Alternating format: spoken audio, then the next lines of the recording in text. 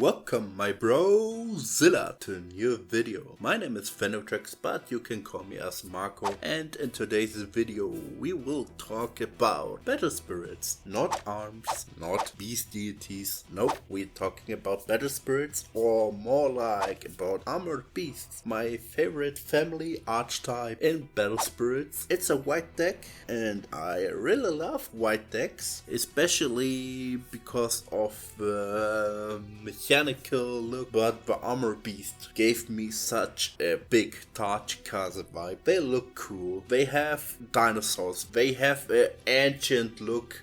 The aesthetic is from the Aztecs, and I really love this archetype. They have so many cool cards. I will show you some cards here right now. They look so cool for me, and I playtested them with Theodore from Tea Time Gaming, and yeah, Theodore brought us his form of deck for you, so enjoy it. Okay, thank you Marco, and yeah, hello everyone, I'm Theodore from Tea Time Gaming. I am from another YouTube channel that focuses more on battle spirits. So today I'm going to share you kind of the basic deck that me and my other friends made to kind of give you guys the basic idea on how to build armored beasts. So this is the deck that Marco is currently being obsessed about, and I can understand why. I will also recommend this to you guys if you guys have learned the basics of battle spirits and you guys want to get better, because not only the effects are fairly straightforward, so especially if you don't understand Japanese, there's not too many things to remember. It also included some mechanics that is quite harder in battle spirits, so such as the use of open zone. So which is in battle spirits you have two sets of hands. So you have your normal hand, so this is the one that your opponent cannot see, and you have the open and you also have the open zone. So this is kind of like your hand. You can use the cards here normally, so you can summon them. You can, if it's a magic, then you can just use them.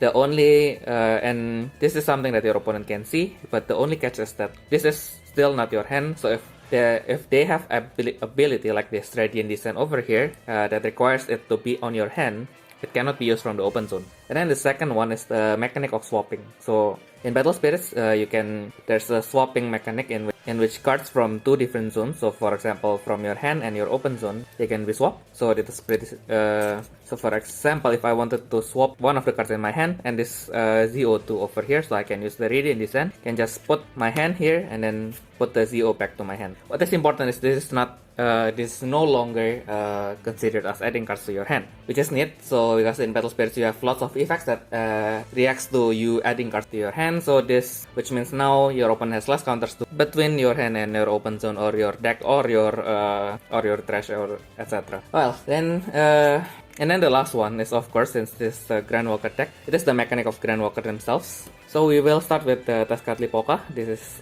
we bring 3 in this deck because it's basically the centerpiece of this deck. Lots of your cards would gain advantage if you have Tezcatlipoca in your field. Tezcatlipoca himself has a grand skill that that refreshes one of your armored beasts and gives it unblockable for one battle. So it basically changes any of your armored piece into a finisher, and also it has a grand field effect that also protects your life. So if all of your nexus has Tezcatlipoca in its name, this single card itself cannot be destroyed, and then on every one single attack, your life can only be reduced by 1 by anything. So why does Tezcatlipoca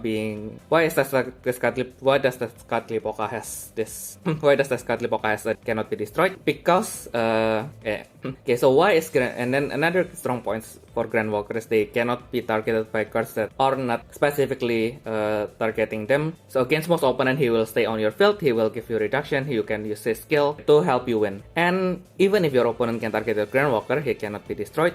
So that is it's kind of an extra layer of protection that you get while using Tezcatlipoca. And then we have 3 of the God Spirit, Tepeoto. So what I like about the Armored Beast deck is they have lots of this kind of big spirits, so spirits with high cost. But the good thing about them here is they are really forgiving because they have this neat effect called the Ultra Heavy Armor, which gives them protection from one specific color. And Tepeotl here has Ultra Heavy Armor from 4 colors, so red, purple, yellow, and blue. Any effect from these 4 colors, even if they are multicolored cards, included even one of these colors, then it cannot affect Tepeotl. Of course, now we have more effects that ignores this, but still, for the most part, this kind of armor effects can still be really annoying to your opponents, because it will require them to have some specific cards, or their deck has to be of specific builds to be able to pierce this Ultra Heavy Armor. And then his other ability, for Tezcatlipoca to use his ground skill, you have to pay 5 from Tezcatlipoca, and then the core on Tezcatlipoca can only be added by his own effect. So adding 5 is not particularly hard, but it can take some time if you are a little bit unlucky. So Tepeotl, not only he can make use of Tezcatlipoca's effect with a lower cost of 2, also these 2 cores are moved to Tepeotl, so you get 2 extra cores. Normally you will send them to the void, so back to the out of the game. And Tezcatlipoca's effect can actually be only used during your own attack step, and Tepeotl can use it when it blocks, so it can kind of ignore that limitation, and you can use it for defense as well. And then another strong point on why it is forgiving is if you remember. Okay, just now I explained about the open zone and the difference between the hand and the open zone. So if you summon this Tepeotl from your hand normally, then you will have to pay 8 cost normally. But Tepeotl has an effect in which if you summon him from the open zone, Tepeotl has an effect in which if you summon him from the open zone, so if I were to summon this one, then it can be summoned at cost 4. So basically you can just even if you are stuck with no cards in your field, if you have Tepeotl on your open zone, you can just pay 4 cost to summon it, and it will be and you can get a spirit pretty much stays on your field, cannot be destroyed by a battle, has 2 symbols, big BP, big cost, and Ultra Heavy Armor of 4 colors with only 4 costs. Okay, so we have now learned about the bosses of the deck. So we now go to probably the least fun part, which is the setup. So the small spirits that we can still do appreciate, because they help us to bring out our beacons. First of all, we have the partner machine start. This is actually their enemy. The armored beasts are part of the world destruction contract, so they wanted to destroy the world actually. Stark is part of the hero, but why we add this? Because even though we can summon everyone at lower cost, they are still pretty much, other than the Tepeotl, you can summon them at cost 5. So having something that can core boost early is always good. So it will make your turn 2, turn 3 much easier. So you use this once, and then turn 2, turn 3 everything in your hand. You can play everything in your hand. So you can probably also check out my older video on how contract works. But basically this card will go to your hand at regardless of the regardless. So you are guaranteed 1 card that can do 1 core boost. So yeah, that's why we have start. But of course, if it is that important, then they will have their own stuff to core boost, right? So that there is this. So it's the armored bird, Congo bird. So when it is summoned, you can send 1 other armored beast card from your hand to the open zone and add 1 card from the void to the spirit. And then level 2 effect, if it is leaving the field because of opposing effect, then you can send it to your open zone. So not only this helps you to set up, because later after you summon him and then you put 1 card in your open zone, then you can see later that why this will be useful, because most of your cards work better when they are in open zone, and there are cards that basically their effects run by swapping cards from your hand and your open zone. So having that first card in your open zone will really help to kind of start your other cards as well. Unlike Stark, which adds cores to your trash, Macau Bird adds the core to itself, so you can directly use it for deploying other stuff, for deploying or summoning other stuff as well. So again, since that 1 core boost will really help us, I will also put 3 inside. Stark we only put 1 because he sends it to the trash, and we only needed mostly just to get the early core boost as soon as possible. pretty much guaranteed in your first hand. But if you are not a fan of stability, there's also another way to corpus in your first hand, which is the Godseeker Armored Piece Wuppertal. So this is actually your search card. So it can, when it is summoned, you can open the top 3 cards of your deck, look for 1 Grand Walker Tezcatlipoca and 1 Armored Piece that doesn't have Godseeker in its name, add them to the open zone. And then, just what I mentioned earlier, on level 2, it has a flash effect, which means you can use it during your main step or during the flash timing. It can swap 1 card in your hand with 1 Armored Piece in your open zone. So at the same time, you put down this Wuppertal over here, and at the same time you add the Congo bird back to your hand. Okay, but surely when I said that to leave it to chance, I don't mean that just to hope that you can get another Congo bird and add it back to your hand, because again, you can summon cards from your open zone, so getting your Macau bird to your open zone does not really change anything, right? And the chance part actually comes from this card, which is the Armored Dragon Obsidian Iguana. So when this card is revealed from the deck or is swapped by effect and it is sent to your open zone, you can add 1 core from the void to your reserve. So there are 2 things that you can do with Wuppertal and Obsidian Iguana here to gain core. So number 1, you summon your Wuppertal and then you refill the Obsidian Iguana from your deck and add it to your open zone. Then you can add 1 core from the void to your reserve. The second one is using its level 2 effect. You can swap the Obsidian Iguana in your hand with the one in your open zone, and since this one is being swapped to the open zone, you can add 1 core from the void to your reserve. That is one way if you are confident that your opponent will also need more time, so you don't need the 1 corpus right away. And then another card that you can play in your first turn is this Obsidian Temple of Tezcatlipoca, which gives all of your armored piece plus 5000 BP. It is a subtle thing because in Battle Spirits now, yeah, of course we have lots of destruction, we have lots of unblockable spirits, so sometimes BP doesn't does matter, since most of the destruction effects also sees the BP. So if you have 3, you basically have plus 15,000 BP to all of your spirits, which should help at least your bigger spirits to survive the 25,000 ceiling of most current destruction cards. And even the smaller cards, they usually only have ceiling of like 12,000, 7,000, 12,000. So that would definitely help them to survive better as well. And another important part is at level 2, if you have a Grand Walker Tezcatlipoca in your deck, in which why I said this card is also will be the centerpiece of your deck. If you have a Grand Walker Tezcatlipoca, all of your armored piece that is originally cost 6 or higher will gain 1 white symbol. Since increasing symbols means that it will increase more damage. So if you have this temple at level 2, you have and then you have Tezcatlipoca, and then you have Tepeotl. Then Tepeotl, when Tepeotl attacks, and it uses Tezcatlipoca's ability to gain the unblockable, and then you have this at level 2 with Tepeotl's own 2 symbols, you can get a 3 symbols attack, which means which can hurt pretty bad to your opponent, since it is literally half their life. And then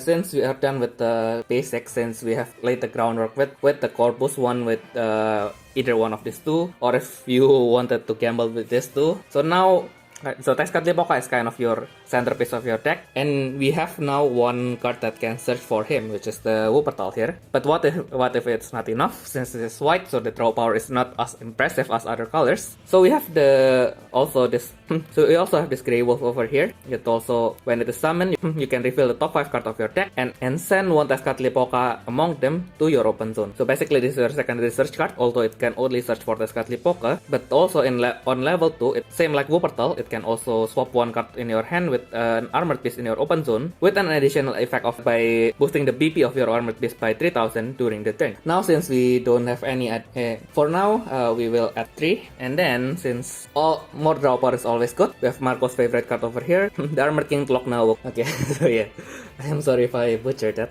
I probably should have learned Spanish before this.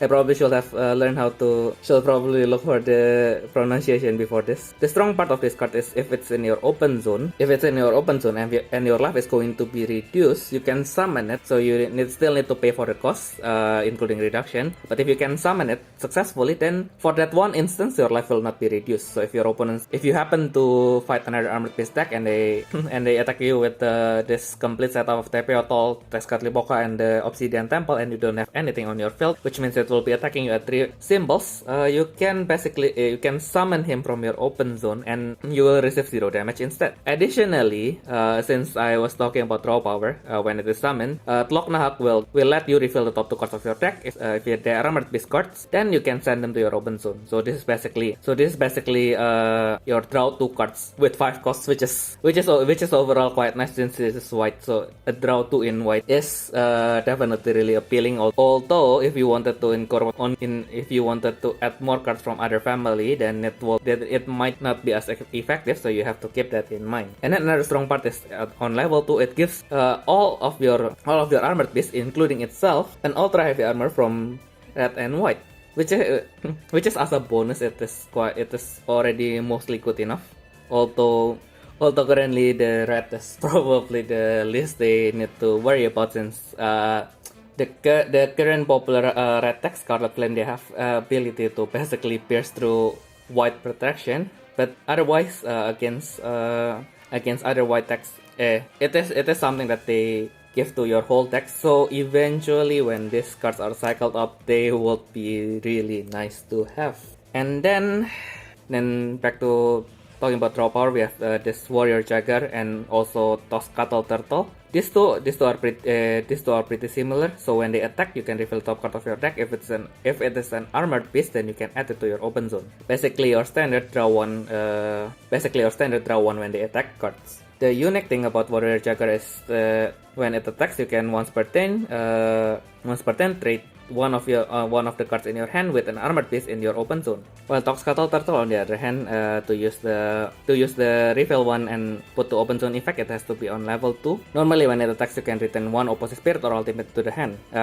Being able to target ultimate is always nice, since they can always come back anytime whenever they are not being targeted. And also when this card just like the Obsidian Iguana, when they are refilled or they are swapped to the open zone, they also give you an extra effect. So the Warrior Jagger can bounce one opposing spirit, while Toskatl Turtle can refresh one of your armored beasts. So if you attack with Warrior Jagger and then you refill Toskatl Turtle and send him to the open zone, you can refresh your Warrior Jagger and attack again for another draw, basically. And then now that we have already established our baseline, so we have already established our search card and our corpus. Now we have another attacker, Armored Bird Obsidian Eagle. This card is also a burst, so you can also just set him early for defense. So the trigger is when this spirit is summoned or advanced effect activate, and it can return 2 opposing spirit with 12,000 or lower PP to the bottom of the deck, just pretty nice. And then it can summon itself. It has ultra heavy armor from red and purple, and also on level 2 he cannot be blocked. So you can just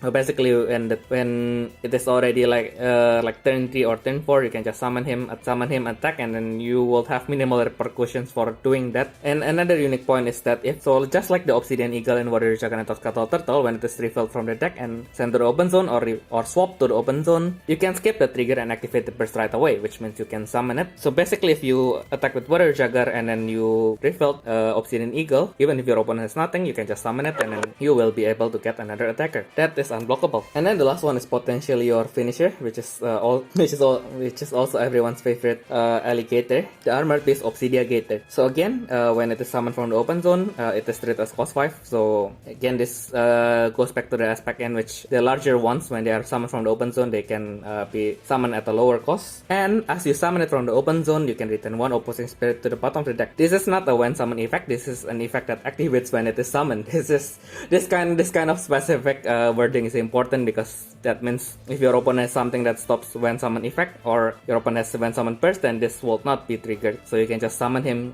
just to remove. Even if you are not ready yet, then you can just summon him just to remove one of your opponent's spirit. Then another strong part is the when attack effect. It can discard opposing bursts. And also, if you cannot discard, which includes if your opponent doesn't have any burst to discard, you can send one core from opposing life to the reserve, which means it's just a simple life shoot. It is not that much in white, so that is definitely valuable. And on level 3, just to add insult to the injury, on level 3 it gains one white symbol. So this only lasts for that one battle, since this is how continuous this effect works in Battle Spirits, it only works for that one battle. So even if you refresh it and you attack again, then the symbol will still be 2. But still, you have the option to attack with 2 symbols and 1 life shoot, and then return 1 opposing spirit to the bottom of the deck with only 5 costs. Potentially, if you have 2 Tezcatlipoca and 3 other white symbols, then you can summon him at 0 cost even. That is some crazy price to performance. So yeah, I bring only 2 because it doesn't necessarily generate any advantage. But as a finisher card, this is really solid. Then now that we have all the attacking part, we have all the setup part, we have the defense part. First of all, we have Tezcatl Shell.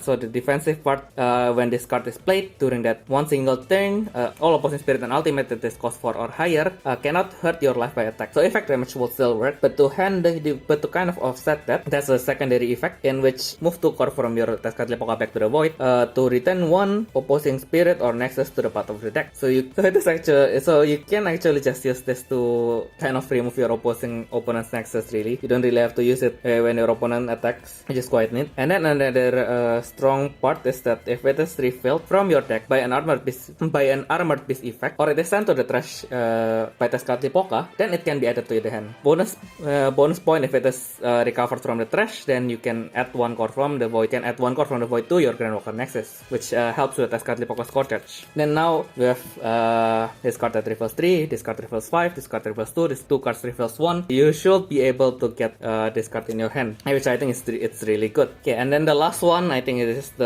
your most free space. So if you wanted to experiment later, I think this is the first 3 slot that you can change. I just put this 3 clear wall as a backup defense. It is so when the burst activates when your life is reduced, it increases by your counter by 2, and then you can add 1 core from the void to your life, and then you can pay the cost to activate the flash effect, which is to end the attack step after this one battle ends. This is quite much this has kind of a synergy with Tezcatlipoca because Tezcatlipoca's Grand Field kind of limits the damage that you take for one battle to 1. So basically, if this can activate as a burst, then you practically lose no life from that one attack.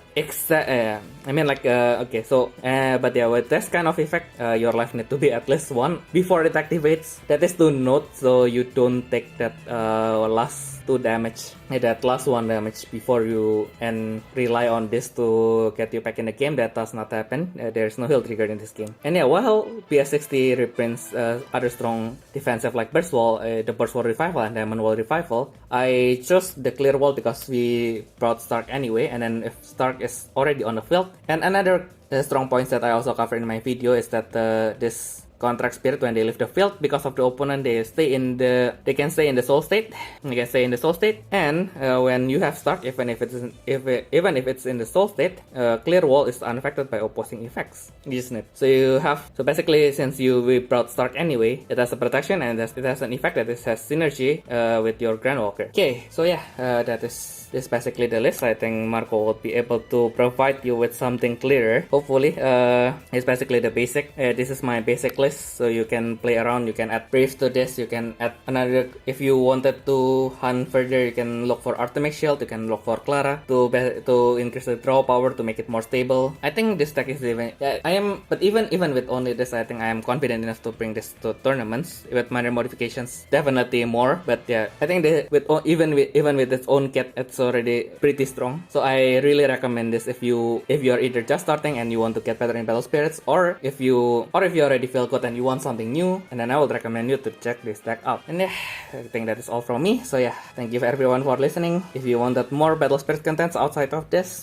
do make sure to check out my channel. We upload hopefully once a week if I am not too busy, since I'm the only editor. And yeah, I guess back to Marco. Bye bye. Thank you, Theodore, for the deck profile. I really hope you enjoyed it. Shout out to Theodore. He's a very good friend of mine, and I hope we will see us in the next time. Bye bye, your Marco.